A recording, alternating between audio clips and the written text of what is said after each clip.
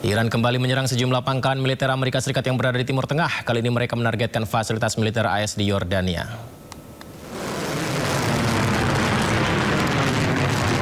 IRGC pemirsa. Garda Revolusi Iran terus menyerang pangkalan militer Amerika Serikat. Salah satunya target adalah pangkalan Amerika di Yordania, di mana serangan drone kali ini menargetkan pangkalan King Faisal dan Pangeran Hasan. Iran mengklaim telah menghancurkan 8 drone MQ-9 dan merusak 2 helikopter Amerika. Seperti yang kita saksikan di layar kaca Anda pemirsa.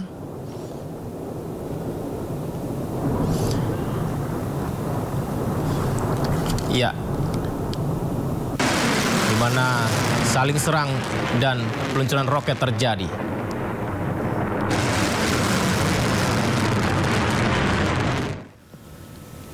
Sementara itu Amerika Serikat kembali meluncurkan gelombang serangan ke-12 yang menyasar fasilitas militer milik Iran. Sebuah rekaman yang dirilis oleh Komando Pusat Amerika Serikat atau CENTCOM memperlihatkan sejumlah serangan Amerika Serikat yang menembak kendaraan militer, gudang rudal, dan drone milik Iran. Berdasarkan informasi yang dirilis oleh CENTCOM, pihaknya saat ini berfokus melumpuhkan kemampuan maritim milik Iran. Lebih dari 50.000 personel militer Amerika Serikat dikerahkan di seluruh penjuru Timur Tengah untuk bersiap jika sewaktu-waktu terjadi eskalasi di daratan Timur Tengah.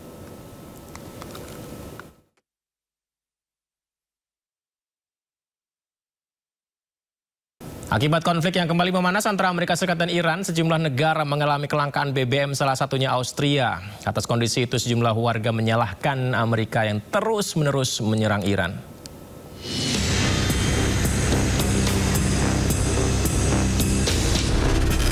Warga Branau Amin, kota perbatasan Austria, mulai merasakan dampak kenaikan bensin atau bahan bakar. Konflik di Timur Tengah membuat harga BBM merangkak naik. Kondisi tersebut membuat warga ramai-ramai menyalahkan Amerika Serikat yang terus menyerang Iran. Harga minyak dunia kembali meningkat dalam beberapa hari terakhir akibat kekhawatiran konflik tersebut. Per hari ini, harga minyak dunia Brent berada di angka 95,62 dolar Amerika per barrel. Angka tersebut naik dibandingkan kemarin yang berada di angka 93,68 dolar Amerika per barrel. Langkanya BBM di Austria membuat warga menghindari perjalanan yang tidak mendesak sebab mereka khawatir jika kelangkaan BBM semakin parah. Startaussteuer, aber seit wann sind die Benzinpreise so gestiegen? Seit dem Angriff von Mr. Trump auf den Iran. Also ich fahre bewusster, ich versuche Fahrten zu vermeiden, die nicht unbedingt notwendig sind.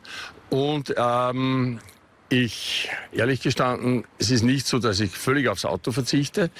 Die öffentlichen Verkehrsmittel sind in unserer Stadt auch nicht besonders gut ausgebaut, meiner Meinung nach, von meinem Wohnort aus. Meski begitu, otoritas Austria mengatakan pasokan bahan bakar dan minyak tetap aman meski pasar bergejolak.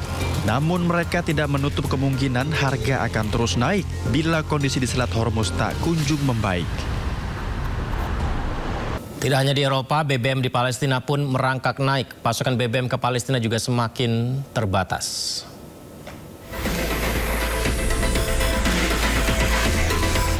Antrean panjang kendaraan terjadi di pom bensin yang berada di seluruh kota Ramallah, Palestina. Tidak hanya membawa kendaraan, warga juga membawa sebuah wadah plastik untuk mewadahi BBM. Hal ini terjadi karena semakin menipisnya cadangan BBM di Palestina akibat konflik antara Amerika Serikat dan Iran. Bahkan, seorang warga harus mendorong mobilnya untuk mencari pom bensin dengan jarak yang cukup jauh. Kondisi ini membuat sejumlah warga mengeluh dan berharap kelangkaan BBM dapat diatasi. طلب تاكسي ب 20 شيكل لهون مشان اعبي جلن وهنا عبيت الجلن بعد ساعة ونص وانا بعبي الجلن عبيت الجلن وهسه بدي اخذ تاكسي كمان طلب ب 20 شيكل ل 40 شيكل على جلن 70 لتر وسيارته مقطوعة. ومش المشكلة عندي انا، المشكلة عامة يعني مش خاصة فيي انا، عرفت كيف؟ فمفروض من السلطة تحل المشكلة هاي والمعضلة هاي. يعني المواطن شو بده من السلطة؟ بده الخدمات مقابل انه بدفع خدمات للسلطة من اي شيء المواطن بده للسلطة، من جمارك، من كل شيء. مفروض السلطة انها كمان انها تخدم المواطن.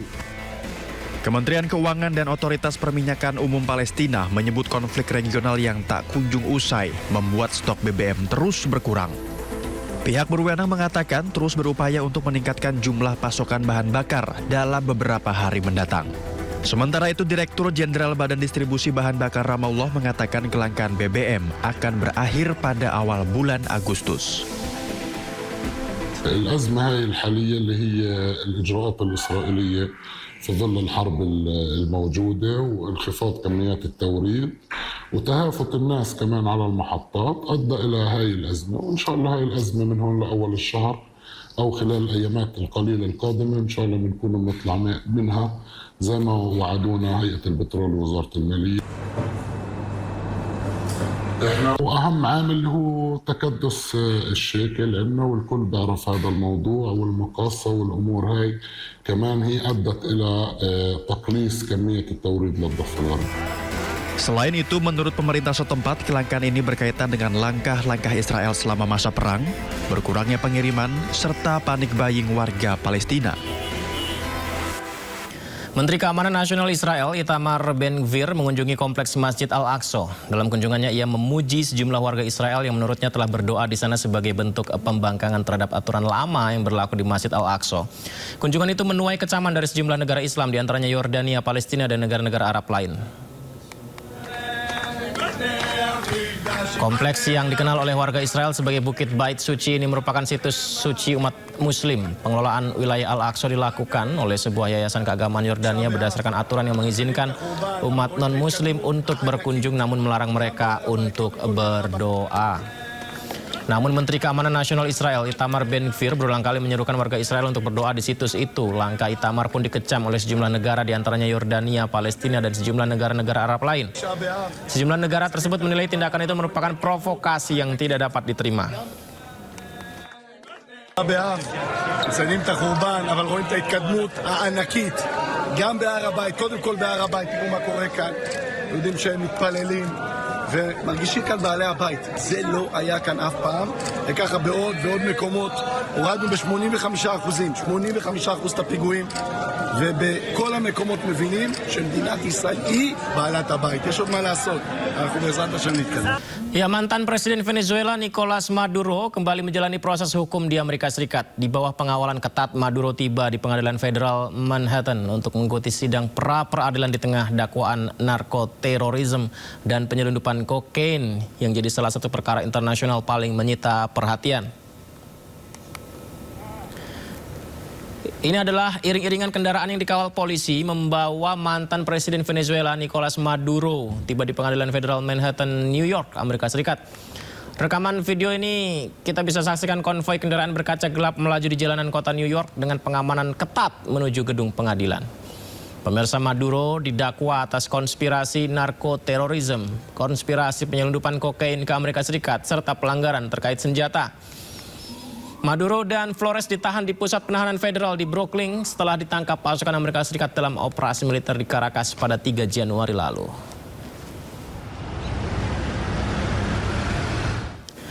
Dan sidang pra-peradilan mantan Presiden Venezuela Nicolas Maduro di New York kembali memicu ketegangan. Puluhan pendukung berunjuk rasa menuntut segera Maduro dibebaskan.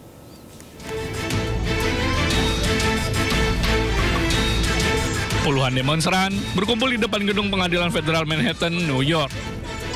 Mereka menuntut pembebasan mantan Presiden Venezuela, Nicolas Maduro, dan istrinya, Cilia Flores. Para pengunjuk rasa membawa spanduk dan poster bertuliskan tuntutan agar Maduro dan Flores dibebaskan. Massa juga mengibarkan bendera Venezuela sambil meneriakkan yel-yel di depan gedung pengadilan. We're out here today to demand the release of President Nicolas Maduro and First Lady Cilia Flores. They've done nothing wrong. They're the democratically elected leaders of Venezuela. And we also stand here to demand hands off of Venezuela. The U.S. has no right to intervene with Venezuelan politics, intervene with Venezuelan sovereignty. The only interest that they have is to take the oil and the natural resources of the country. Aksi ini berlangsung bertepatan dengan sidang pra-peradilan Maduro dan Flores. Maduro dan istrinya ditangkap pasukan Amerika Serikat dalam operasi militer di Caracas pada Januari lalu, sebelum dibawa ke New York untuk menjalani proses persidangan.